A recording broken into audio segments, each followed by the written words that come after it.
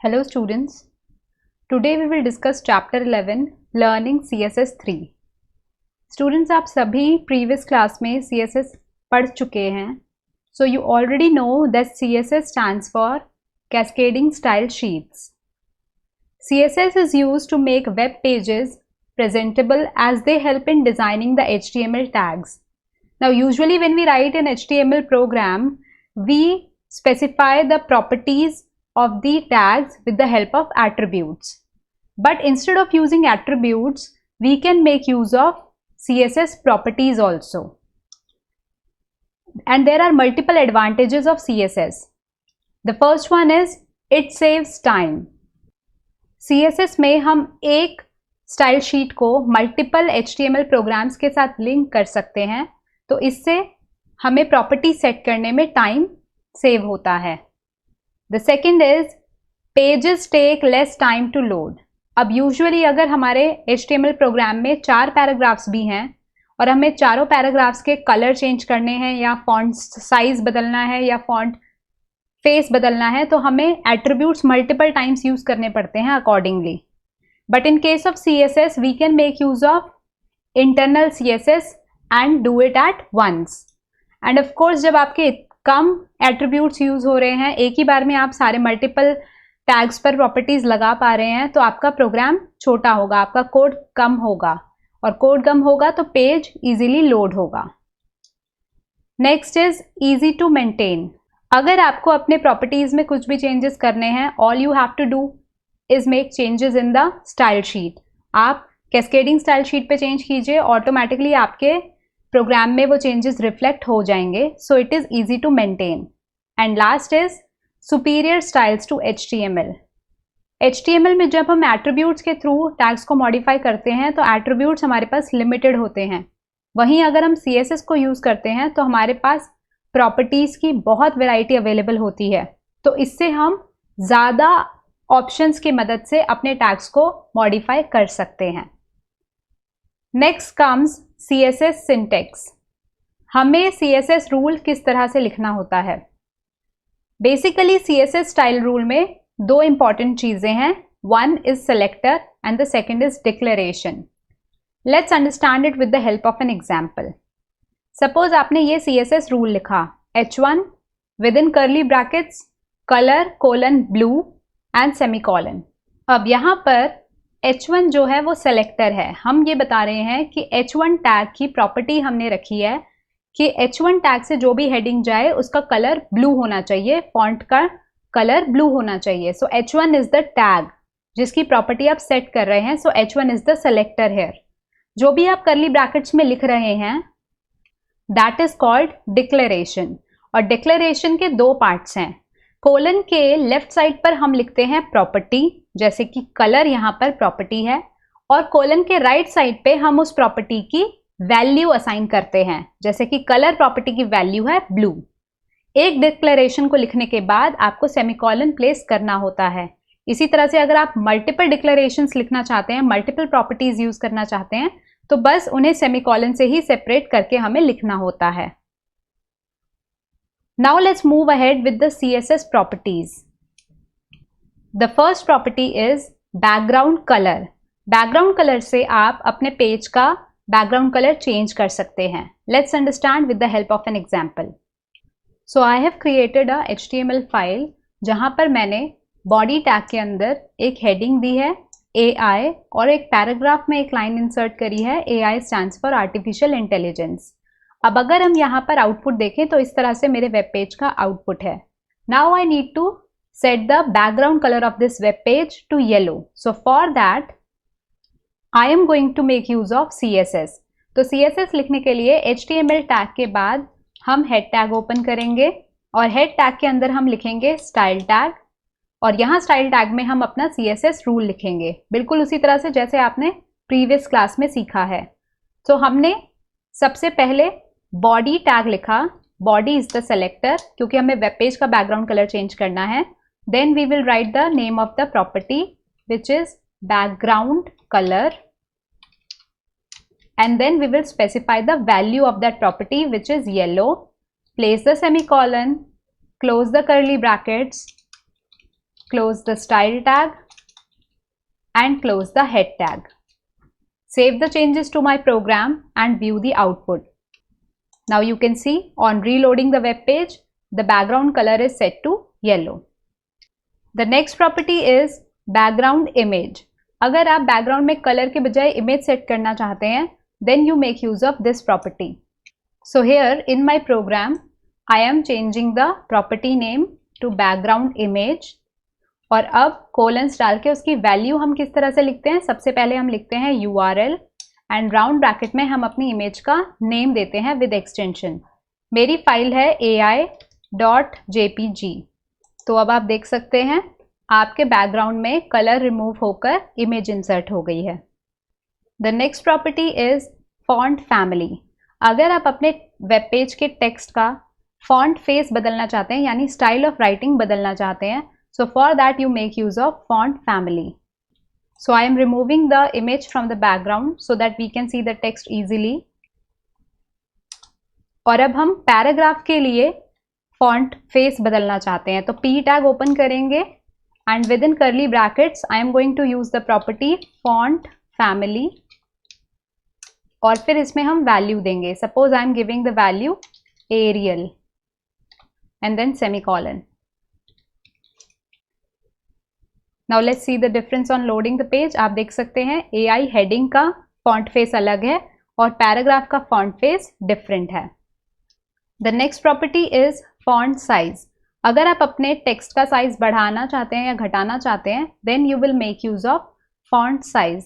आप अपने font के size को percentage में भी बता सकते हैं, जैसे 50%, 100%, pixel में भी बता सकते हैं, 10 pixel, 20 pixel, और you can give the value like small, medium, large, extra small, extra large, इस तरह से आप वैल्यूज़ दे सकते हैं.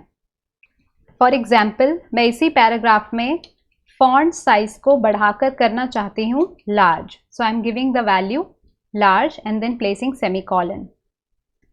Now let's see what happens. आप देख सकते हैं आपका जो पैराग्राफ का साइज है वो थोड़ा सा इंक्रीज हो गया है. The next property is font weight. अब अगर आप ये चाहते हैं कि आपके वर्ड्स में यानी कि आपके टेक्स्ट में जो कैरेक्टर्स हैं वो थिक या थिन किस तरह से रिप्रेजेंट हो, बोल्ड हो या लाइट रिप्रेजेंट हो, तो वो स्पेसिफाई करने के लिए आप यूज़ करते हैं फॉन्ट वेट.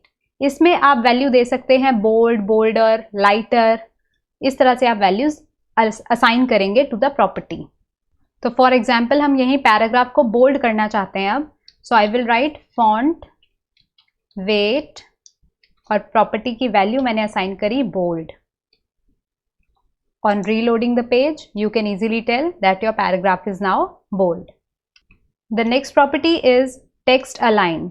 आप अपने पेज पर टेक्स्ट को लेफ्ट, राइट, सेंटर, जस्टिफाई किसी भी तरह से अलाइन कर सकते हैं यूजिंग दिस प्रॉपर्टी. अब फॉर एग्जाम्पल हम चाहते हैं कि हमारे वेब पेज की हेडिंग सेंटर पर आए. So for that in the style tag I am going to use H1 as the selector and specify the property name text align and assign it the value center. And on reloading the page, you can see that your heading has been moved on to the center of the page. The next property is text decoration. और इस property की मदद से आप अपने text को underline, overline या फिर strike through का effect दिखा सकते हैं. फॉर एग्जाम्पल अगर आप चाहते हैं कि आपके पेज की हेडिंग ओवरलाइन हो जाए, तो यहीं H1 सेलेक्टर के साथ हम सेकेंड प्रॉपर्टी यूज करेंगे दैट इज टेक्स्ट डेकोरेशन और इसमें हम वैल्यू दे देंगे ओवरलाइन. और अब आप देखिए रीलोड करने पर आपकी हेडिंग ओवरलाइन हो गई. The next property is text transform और इस प्रॉपर्टी की मदद से आप अपने टेक्स्ट को अपर केस, लोअर केस या कैपिटलाइज वैल्यूज असाइन कर सकते हैं. फॉर एग्जाम्पल आप अपने इस पैराग्राफ को कैपिटल लेटर्स में शो करना चाहते हैं, तो जहां आपने p टैग में प्रॉपर्टी सेट करी है वहीं एक और प्रॉपर्टी आप यूज कर लीजिए text transform and assign it the value upper case. So on reloading the page आप देख सकते हैं आपके पैराग्राफ की लाइन कैपिटल लेटर्स में हो गई है. The next property is colour property, और इसकी मदद से आप अपने टेक्स्ट के कलर को चेंज कर सकते हैं। फॉर एग्जाम्पल, आप अपने हेडिंग का कलर ब्लैक से रेड करना चाहते हैं, तो अगेन H1 में यहाँ पर एक और प्रॉपर्टी आप असाइन कीजिए, colour, and specify the value red. Now if you reload the page, you can see that the color of the heading has been changed. The next property is border style. अगर आप अपने web page के text या image के around border apply करना चाहते हैं, for that you can make use of this property. Suppose आप अपने पेज के पैराग्राफ के अक्रॉस बॉर्डर चाहते हैं, तो यहीं कर्ली ब्रैकेट से पहले आप नेक्स्ट प्रॉपर्टी यूज कीजिए, बॉर्डर स्टाइल, और यहाँ पर आप वैल्यू दीजिए, जैसे आपको सॉलिड बॉर्डर चाहिए, डॉटेड बॉर्डर चाहिए, so I am using dotted property. On reloading the page आप देख सकते हैं एक डॉटेड बॉर्डर हमारे पैराग्राफ के अक्रॉस आ गया है। Next property is border width, and this property helps us to specify the thickness of the border. So यहीं पर बॉर्डर स्टाइल के बाद आपने लिखा border width, and suppose you have given it the value 5 pixels. On refreshing the page आप देख सकते हैं आपके बॉर्डर की थिकनेस की वैल्यू इंक्रीज हो गई है। The next property is border colour, और इस प्रॉपर्टी की मदद से आप अपने बॉर्डर के कलर को चेंज कर सकते हैं। सो अगेन यहीं पर हम स्पेसिफाई करेंगे बॉर्डर कलर, और I am specifying the colour to green. On reloading the page आप देख सकते हैं आपके पैराग्राफ के बॉर्डर का कलर ग्रीन हो चुका है। The next property is hover property. अगर आप इस तरह का इफेक्ट डालना चाहते हैं कि आपके किसी भी ऑब्जेक्ट पर जब यूजर माउस से होवर करे, पॉइंट करे, तो उसकी प्रॉपर्टीज में चेंज आए, then we make use of hover property. For example, आप चाहते हैं कि आपके वेब पेज की हेडिंग पर जब यूजर माउस लेकर जाए तो उसका कलर जो आपने रेड स्पेसिफाई करा है वो ग्रीन में हो जाए, और जैसे ही माउस पॉइंटर वहां से हटे हेडिंग से तो वापस रेड हो जाए। सो उसके लिए हम यूज करेंगे होवर प्रॉपर्टी। तो सबसे पहले हमने लिखा सेलेक्टर, फिर हमने कोलन्स लगा के प्रॉपर्टी का नाम लिखा hover, and then we have given the property colour, the value green. So हमने पेज को रीलोड किया, और अब अपने माउस को जब हम हेडिंग पे लेके जाएंगे तो उसका कलर ग्रीन होगा, और जैसे ही हम पॉइंटर हटाएंगे तो वापस वो रेड हो जाएगा। Now the next properties that we are going to discuss are related to the IMG selector. यानी कि अगर आपने अपने पेज पर इमेज इंसर्ट की है तो आप उस इमेज पे बॉर्डर कैसे अप्लाई करेंगे, उसकी विड्थ और हाइट कैसे चेंज करेंगे, और उसकी ओपेसिटी कैसे चेंज करेंगे। ओपेसिटी जितनी ज़्यादा कम होगी इमेज उतनी ज़्यादा ट्रांसपेरेंट होगी, और जितनी ज़्यादा इमेज आपकी ओपेक होगी यानी ओपेसिटी हाई होगी उतनी ज़्यादा आपको इमेज वहाँ पे क्लियरली विजिबल होगी। सो सबसे पहले मैंने अपने प्रोग्राम में बॉडी टैग के अंदर IMG टैग का इस्तेमाल करके एक इमेज इंसर्ट करी है जो इस तरह से मेरे पेज पर डिस्प्ले हो रही है। अब इस इमेज की प्रॉपर्टीज को हम चेंज करेंगे। So let's start by changing the height and width of the image. So under the style tag I am making use of IMG selector, and I am using the property height and specifying the value 500 pixels in it, and similarly for width also I am giving 500 pixels. So on reloading the page you can see the change in the size of the image. इसी तरह से आप अपनी image पे border भी apply कर सकते हैं। So we are writing border style and giving it the value solid, and then we are using border color and giving it the value red. And now on reloading the page आप देख सकते हैं आपकी image के across red border आ चुका है। Now let's change the opacity. हम opacity को कम करते हैं ताकि इमेज ट्रांसपेरेंट दिखे। तो opacity की वैल्यू 0 से 1 के बीच में रखी जाती है। 0 opacity मतलब इमेज पूरी तरह से ट्रांसपेरेंट है, आपको स्क्रीन पर नहीं दिखेगी, और 1 opacity मतलब मैक्सिमम opacity है, इमेज बिल्कुल भी ट्रांसपेरेंट नहीं होगी। तो हम 0 और 1 के बीच में वैल्यू देंगे।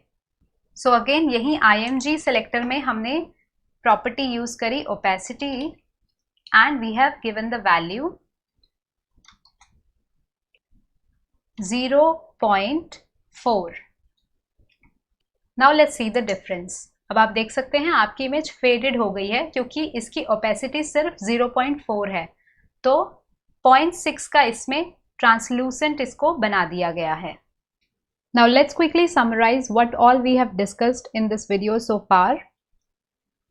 सबसे पहले हमने डिस्कस किए CSS रूल के parts, that it consists of the selector as well as the property and its value.